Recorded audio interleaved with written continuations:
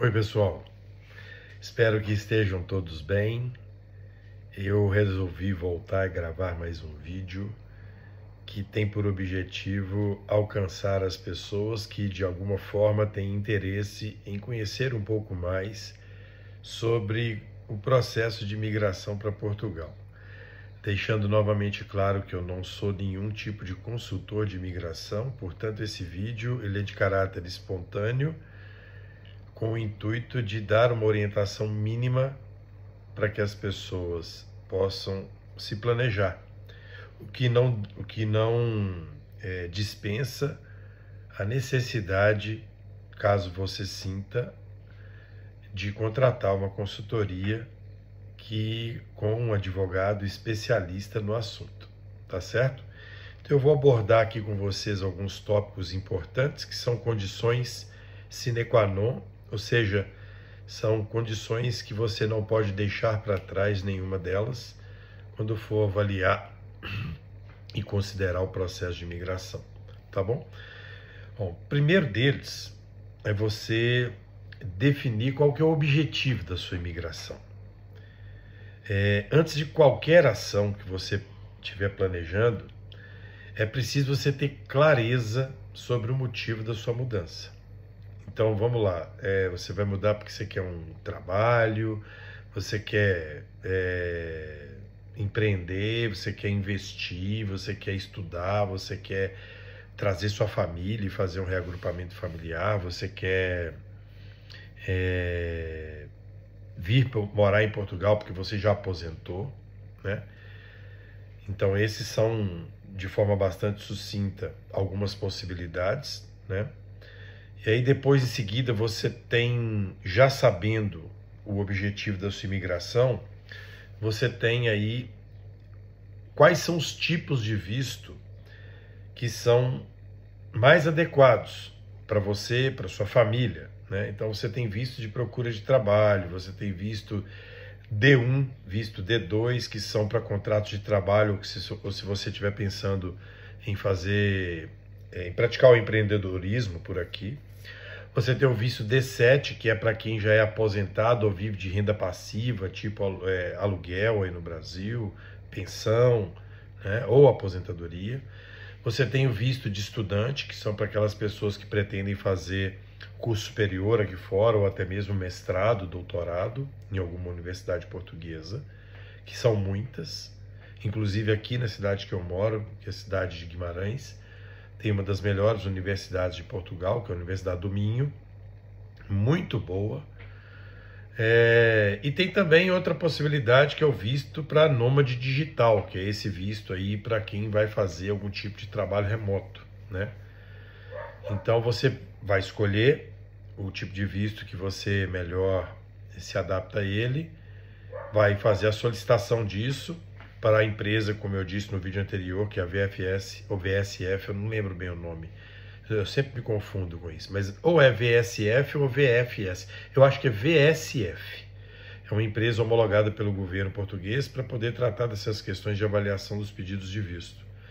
Então, feito esse conjunto de ações, definindo que tipo de visto você vai fazer, a gente passa para a próxima etapa disso tudo, que é o planejamento financeiro. É um dos pontos mais críticos no processo de avaliação do que deve ser feito, porque aqui você tem que demonstrar os meios de subsistência, considerando os valores mínimos que são exigidos pelo governo português para que você possa se manter aqui.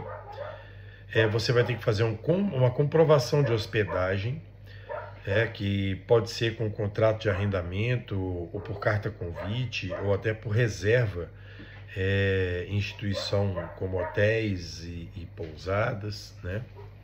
Você vai ter o custo, todo o custo, com documentação, com passagem, com seguro de viagem, com os deslocamentos internos e, óbvio, toda a despesa com os primeiros meses de vida nova que você vai construir por aqui.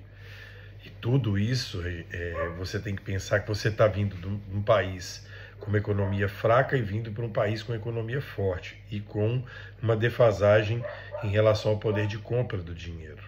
Então aqui você vai ter que pensar muito bem, porque é um dos calcanhares de Aquiles o planejamento financeiro, tá? Depois você vai ter que começar a pensar nessa parte da documentação essencial. O que é a documentação essencial para quando você pensa no caráter de imigração? Primeira delas é o passaporte válido, e esse passaporte ele tem que ter uma validade mínima pelo menos de 6 meses, tá? Com validade inferior a 6 meses, vocês chegarão aqui no aeroporto e serão barrados. Não adianta querer vir para cá com visto com o tempo inferior, não, que não vai conseguir, tá? Você vai precisar de fazer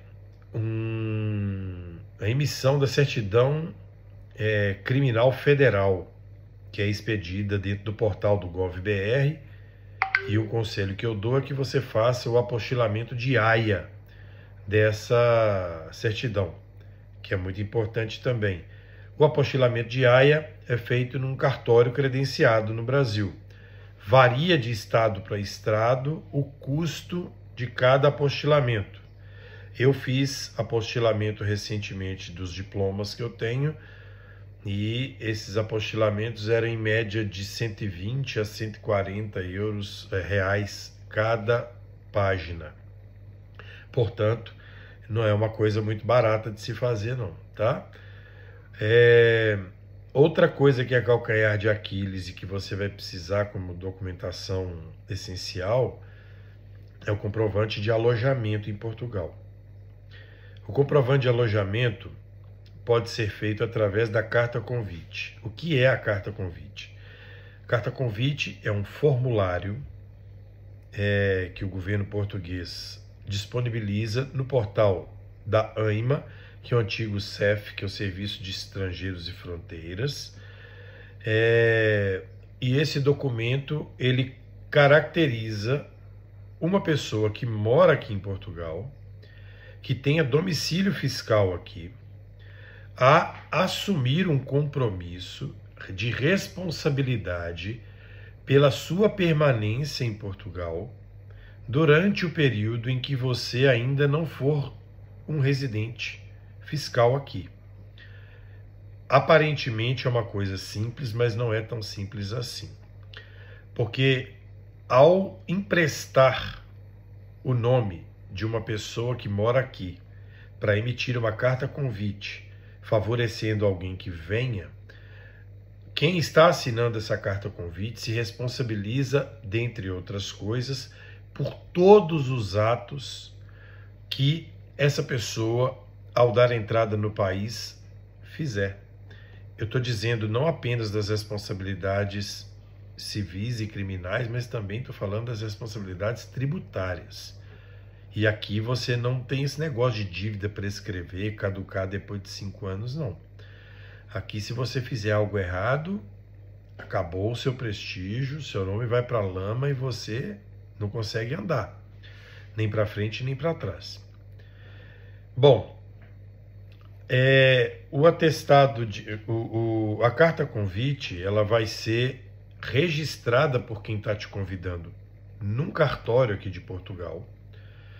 Esse cartório vai fazer o reconhecimento, vai emitir um comprovante de pagamento dos emolumentos referentes àquele documento, e eu vou, se for eu te convidando para vir, eu vou ter que mandar a carta convite escaneada para você, e vou ter que mandar também o comprovante do pagamento, com a cópia de um documento que me atesta emitir a carta convite. Neste caso, a carteirinha do título de residência, que é um dos documentos, se não o documento mais esperado pelo imigrante assim que ele chega aqui em Portugal, certo?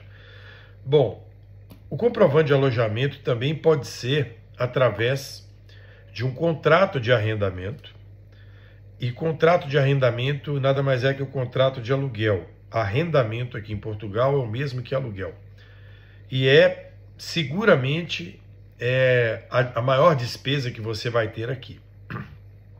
Atualmente, por conta dessa consequência da imigração, da lei da oferta e da procura, a especulação imobiliária tem sido bastante grande e os custos de vida aqui em relação a aluguéis não tá para brincadeira. Você tem várias opções. T1, T0 é um loft, T1 é de 1 quarto, T2, 2 quartos, T3, 3 quartos e assim sucessivamente. Quando você chegar aqui, se vier sozinho, o melhor a fazer é buscar o arrendamento de 1 quarto. Aqui em Portugal existem muitas residências compartilhadas. Então, como é isso? Você vai alugar 1 quarto, que você vai ter a chave de acesso a ele, e você tem acesso às áreas comuns dessa residência. Então você vai ter acesso à cozinha, você vai ter acesso à lavanderia, você vai ter acesso ao banheiro, né? As áreas comuns, a sala da casa. E o seu quarto é privado, é só de seu uso. Você também vai ter embutido no valor do pagamento mensal pelo acesso ao quarto os serviços de água, de energia, internet e TV a cabo.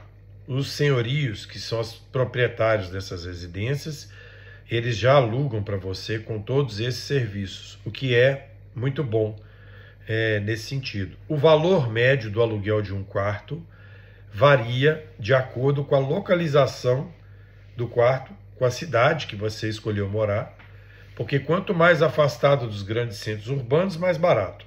Se você pensar numa cidade como Lisboa, Cascais, Setúbal, Sintra, Porto, Leiria, Coimbra, Guimarães, Braga, Santo Tirso, Vila Nova de Famalicão, que são cidades de bastante um conglomerado grande de empresas e bastante pessoas vivendo aqui, o valor varia entre 350 e 400 euros por 1 quarto, com todas as despesas incluídas. Se você já tiver uma possibilidade melhor, aí a gente já começa a pensar num apartamento que permita você viver com um pouco mais de conforto, sendo um espaço totalmente utilizado por apenas você mesmo. Então já estou falando de cozinha, de uma sala só sua, um quarto só seu, um banheiro só seu.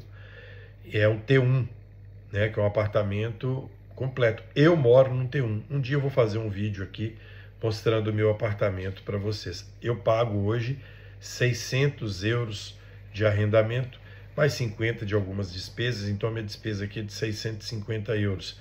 Para você ter uma ideia, o salário mínimo é 870 euros. Então, um salário mínimo do meu ordenado já fica praticamente comprometido com o arrendamento, tá bom? Outra coisa que você vai precisar de considerar no seu planejamento financeiro e com documentação essencial para você acessar Portugal é o seguro de saúde internacional, que normalmente você pode adquirir quando faz a aquisição também da passagem aérea. Eu sempre indico algumas pessoas que eu confio para venda de passagens aéreas, eu não tenho nenhum tipo de retorno financeiro dessas indicações. Eu faço porque eu gosto, porque são amigos. Tenho um primo em Belo Horizonte que tem uma agência de viagens que eu sempre indico ele. Eu tenho um grande amigo lá em João Pessoa que eu também indico ele sempre, que são pessoas da minha confiança, né? Então você vai precisar do seguro saúde e ele é proporcional ao tempo que você pretende ficar aqui, tá?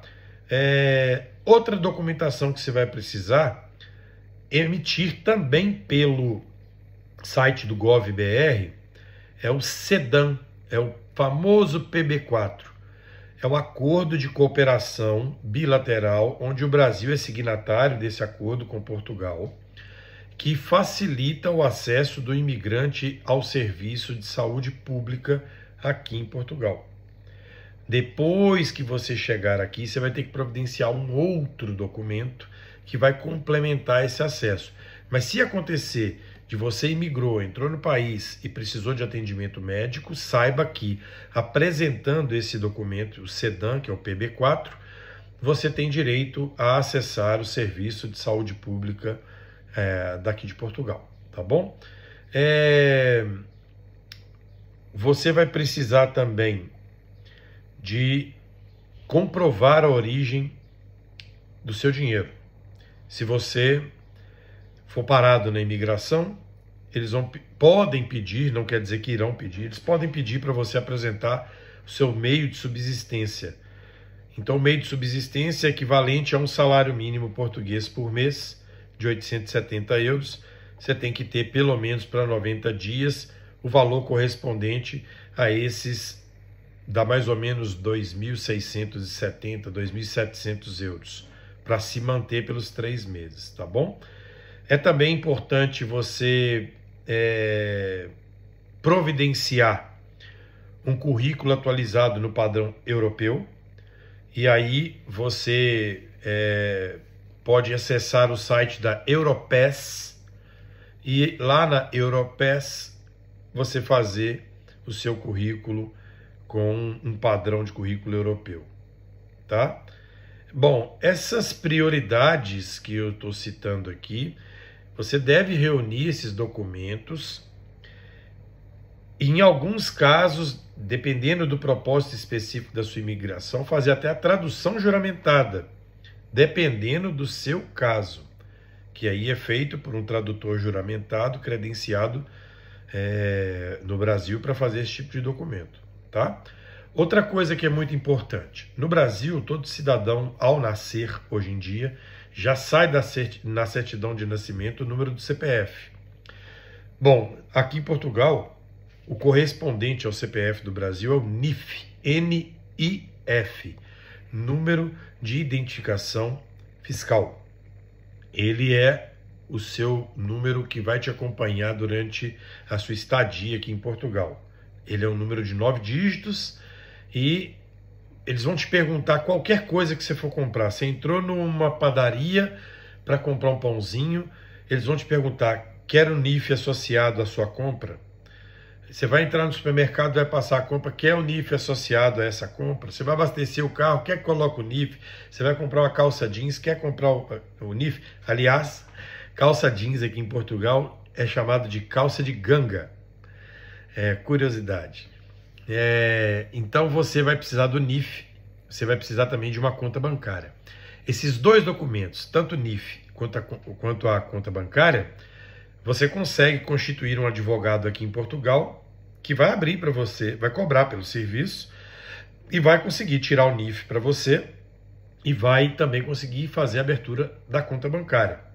Lembrando mais uma vez que para tirar o NIF junto às finanças, que é o órgão responsável por isso aqui em Portugal, será necessário o representante fiscal provisório, a pessoa que vai emprestar o seu nome para que você possa ser cadastrado nessa plataforma das finanças. Os advogados fazem muito isso, porque eles têm acessibilidade a isso, tá bom?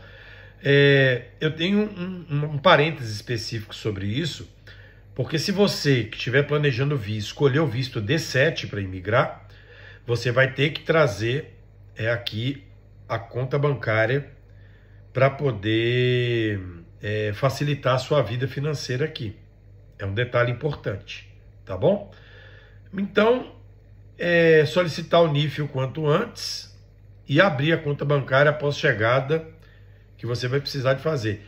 Eu, particularmente, ainda no Brasil, abri a minha conta na Wise, que é uma conta que você consegue usar ela no mundo inteiro e ela te proporciona fazer conversão de valores para até 40 tipos de moedas diferentes, o que é uma mão na roda, porque assim que você chega do Brasil aqui, você já consegue lançar a mão desse cartãozinho e utilizá-lo em qualquer caixa eletrônico que tiver na rua aqui, sem a cobrança de taxa para fins de levantamento. Mais uma curiosidade, levantamento aqui em Portugal é sacar dinheiro, tá certo? Bom, a moradia que eu mencionei agora há pouco, como calcanhar de Aquiles das maiores despesas aqui, e a minha sugestão é o arrendamento de um espaço provisório. Portanto, eu sugiro que você opte sempre por um quarto, se vier sozinho, ou um casal sem filhos, ou até mesmo um casal com um filho, mas você vai ter que procurar muito, porque tem senhorios que não aceitam, e a maioria deles não aceita animal de estimação, já fica também o recado, tá?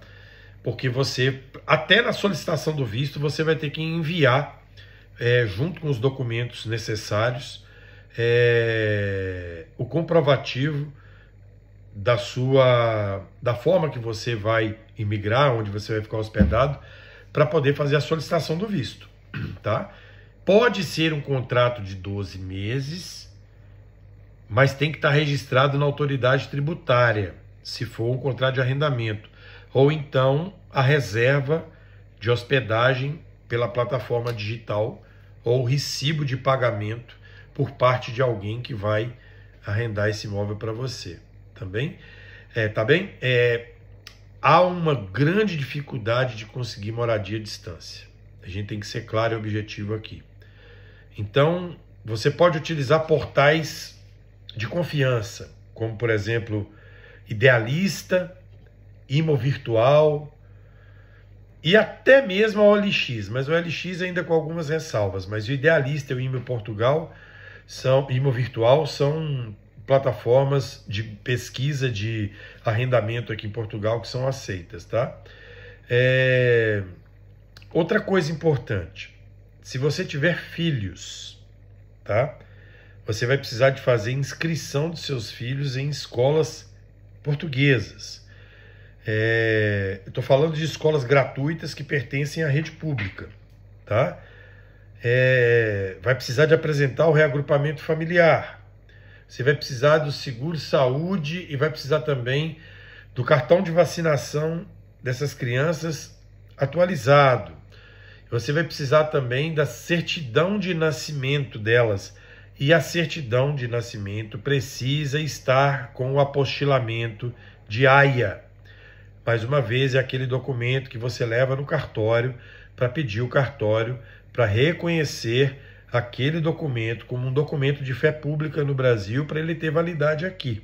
Basicamente, o apostilamento de AIA, como eu disse, é um acordo em que o Brasil é signatário e esse documento vai ser validado por aqui, tá? Bom, antigamente aqui em Portugal existia o CEF, que hoje é a AIMA. Antes era o Serviço de Estrangeiro e Fronteiras, hoje é a AIMA, a Agência de Imigração, Migração e Asilo. É uma bagunça generalizada atualmente por conta dos processos, dos mais de 400 mil processos de imigrantes que estavam dependurados nas prateleiras da AIMA que não se tinha respostas. Eles montaram uma força-tarefa para regularizar essas pessoas e estão fazendo isso. Eu passei por esse processo essa semana, fui super bem atendido no que era esperado, e agora eu estou aguardando o meu cartão de residente chegar, depois de um ano já aqui. Não é tão simples assim. Tem que cumprir uma série de pré-requisitos. Então a entrada e a regularização dos imigrantes dentro da AIMA é um processo moroso, tá? Que após a sua entrada aqui em Portugal, no seu passaporte já vai vir a designação do seu visto e embaixo já vem o agendamento no próprio visto. O agendamento que é uma data previamente acordada entre o consulado português e a agência de imigração para que você, dentro naquela data, compareça a esta unidade designada por eles para comprovar toda a documentação que vai ser exigida de você. Então, estejam preparados para isso, e é uma coisa bastante séria. Se você não cumprir esses requisitos, sua permanência não é efetivada e você é obrigado a deixar o país, com pena de, a partir de agora, de ter inclusive multa e sanções definitivas de restrição ao seu acesso aos países que pertencem ao espaço Schengen. Se eu não me engano, são quase 20 países que fazem parte desse acordo, tá? O que eles vão pedir para vocês? o contrato de trabalho, com toda certeza, e não adianta querer falar mentira, porque eles têm acesso ao sistema de segurança social, que fazem na mesma hora a comprovação de tudo isso. Você vai ter que apresentar a inscrição na segurança social, que é o famoso NIS, que é Número de Identificação da Segurança Social. Seguramente é o documento mais difícil de você tirar aqui hoje em Portugal. Você precisa de ter uma promessa de emprego, ou então mesmo um emprego propriamente dito, para o seu patrão emitir isso para você e você procurar a Previdência Social para poder fazer o NIS. Advogados estão cuidando disso e cobram por isso, e não é barato. Você vai precisar do NIF, que é o Número de Identificação Fiscal, que é o CPF do Brasil aqui em Portugal, né? E você vai precisar de fazer a inscrição sua no Sistema Nacional de Saúde para ter o número de utente. U-T-E-N-T-E. Utente. E com este número de utente, você é atendido na rede pública. Lembra que lá atrás eu falei que você vai ter o PB4, SEDAN, que é um documento acordado entre Brasil e Portugal? Então, depois que você estiver aqui, já com o contrato de arrendamento, você vai procurar a junta de freguesia. A junta de freguesia aqui é como se fosse subprefeitura no Brasil. E eles são responsáveis por bairros, por zonas, que são chamados aqui. Então eu moro na zona aqui em Guimarães chamada Azurém. Azurém é um bairro, que é chamado de zona aqui.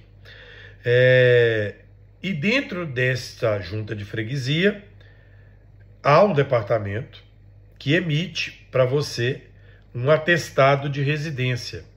É um documento com um timbre chancelado, assinado, tem uma taxa pequena de 2 a 5 euros que você paga para emissão desse documento, e junto com esse documento do atestado de morada, você vai procurar uma unidade básica de saúde dessa zona que você mora, e lá você vai requerer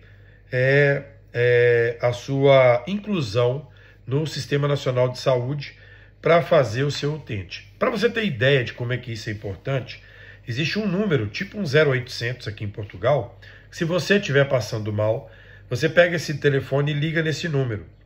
O atendimento é eletrônico e a primeira informação que é pedida é: digite, por favor, o número do seu utente. E você tem que digitar o utente, que senão a ligação não dá sequência. Essa ligação, após digitar do utente, ela vai dar sequência, vai cair num atendimento humanizado. Aí uma pessoa do lado de lá vai te perguntar quais são os sintomas que você está sentindo, vai fazer uma prévia anotação de uma triagem com você por telefone, e vai virar para você e vai falar assim: senhor, o senhor vai se dirigir ao Hospital de Guimarães. É só chegar lá e informar o número do seu utente que o senhor vai ser atendido. Mas assim que a ligação acaba, você recebe no seu telefone uma mensagem com as informações dizendo aonde você vai procurar e o endereço completo. É muito legal, funciona bem. E você vai chegar lá e vai ser atendido imediatamente. Qual é o pulo do gato? Se você se deslocar direto da sua casa para um local de atendimento sem ter o utente, pode ser que o hospital te cobre uma taxa da consulta médica, que pode variar de 15 a 20 euros. E pode ser que eles te cobrem também as medicações que forem utilizadas em você. E isso vai depender do tipo de serviço que for dispensado. Quando você vai com uma prévia triagem pelo Sistema Nacional de Saúde, não é cobrado nada. Então, assim que você chegar de posse do contrato de arrendamento e de posse do atestado de morada emitido pela junta de freguesia, vá até uma unidade de saúde para poder fazer o seu utente, tá bom? E você vai precisar de apresentar o utente lá na hora da entrevista da AIMA. Outra coisa importante que você tem que considerar é trabalho e o reconhecimento profissional, né?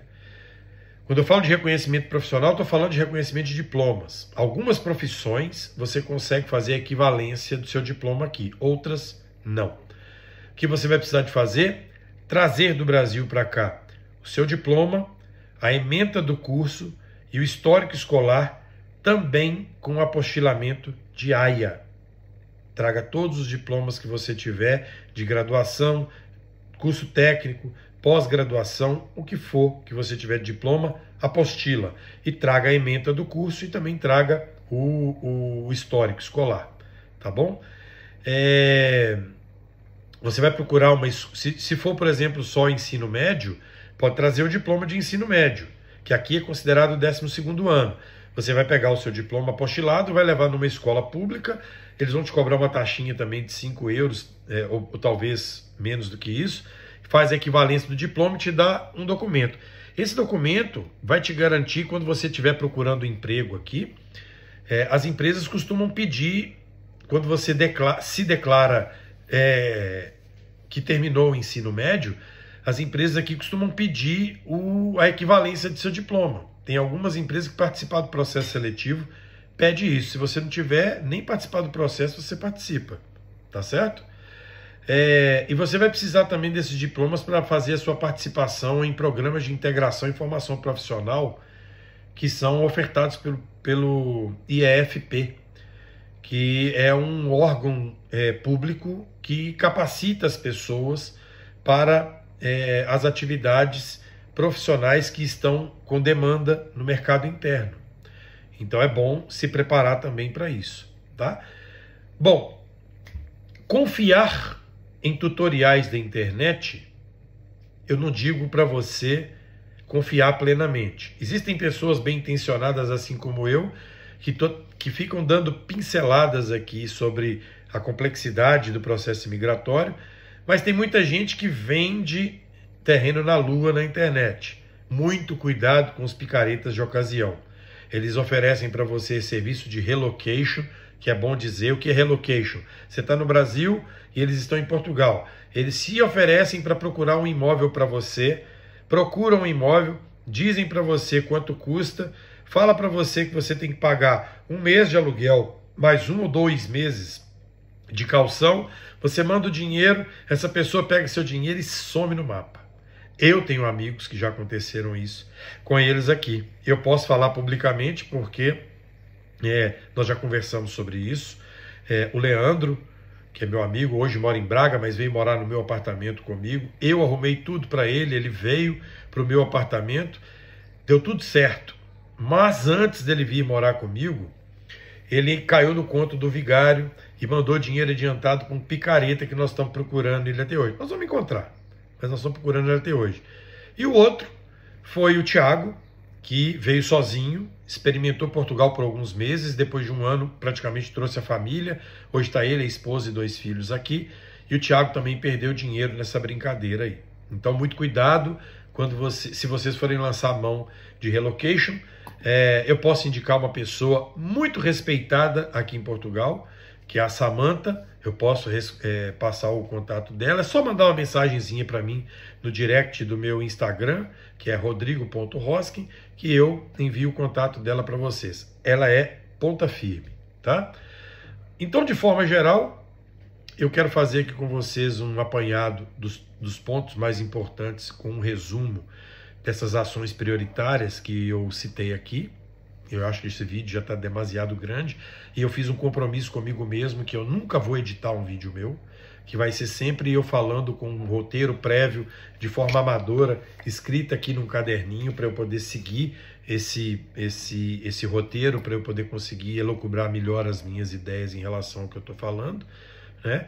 Então, em resumo, você vai ter que escolher o tipo de visto mais adequado, reunir essa documentação em alguns casos com tradução juramentada e também apostilados.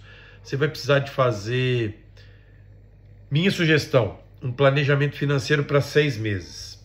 A minha sugestão, você vai me perguntar assim, quanto de dinheiro eu tenho que levar para Portugal? Só fazer a conta, 870 euros vezes 6 meses. Então, 6 vezes 0, 6 vezes 7, 42, 1, 4, 6 vezes 8, 48 e 4, 52. Eu falo para você trazer 5 mil euros. 5 mil euros, que hoje dá mais ou menos quase 50 mil reais. É o dinheiro que eu recomendo para você vir para Portugal para passar 6 meses sem susto e vivendo de forma tranquila, regrada, mas tranquila, conseguindo pagar suas despesas aqui, tá bom?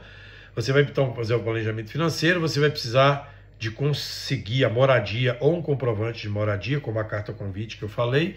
Você vai precisar solicitar o NIF e abrir a conta no banco. Aqui em Portugal tem muita gente abrindo conta no Novo Banco, que é um banco que permite essa abertura para recém-chegados. Você vai precisar de fazer a sua entrada legal. Uma coisa importantíssima que eu estou esquecendo de dizer. Eu conversei hoje com um juiz de direito reformado no Brasil, que hoje presta serviço para a agência de imigração aqui em Portugal. Ele me disse que quando você imigra por Porto ou por Lisboa, o carimbo do passaporte vem dizendo o ponto que você imigrou. Agora tem muita gente que imigra pela Itália, entra na Europa pela Itália ou pela Espanha ou pela Alemanha. E depois, por dentro dos países, vem de ônibus. E aí você tem obrigação de, assim que seu ônibus entrar em Portugal, ou trem, ou voo doméstico que você fizer desse país para Portugal, você tem a obrigação de procurar a PSP, que é a Polícia de Segurança Pública, para ir lá e fazer a regularização da sua entrada. Importante lembrar que se você não fizer isso e quando o seu agendamento acontecer, você não vai ter comprovado a sua entrada no país e o seu tempo de estadia já vai ter corrido e você vai se lascar, tá bom? Bom, outra coisa que você vai ter que fazer, preparar a estrutura para os seus filhos. Estou falando de escola, estou falando de cartão de saúde, de vacina e estou falando do apostilamento das certidões, tá bom? Também começar a fazer pesquisas sobre oportunidade de trabalho ainda estando no Brasil. Eu tenho histórico de amigos que fizeram entrevistas, mandaram currículo, fizeram entrevistas, foram contratados e nem aqui ainda estavam. Chegaram aqui já com contrato de trabalho vigente. É raro, mas acontece, tá? Se você tiver disponibilidade de contratar uma ajuda com algum advogado especialista em processos imigratórios, você deve fazer, porque vai te ajudar muito. E, por fim, manter-se informado sempre nos sites oficiais da República Portuguesa, da AIMA, dos consulados, né, do consulado português de forma geral, porque se você fizer esse passo a passo, eu posso te garantir que a probabilidade de sucesso no seu processo de imigração é perto de 100%, tá certo? Torço muito para que você consiga executar o seu planejamento da melhor forma possível. E se tudo der certo, quem sabe a gente um dia senta junto numa esplanada para tomar um fino, que é um chopp, ou beber um cafezinho. Tá bom? Um abraço.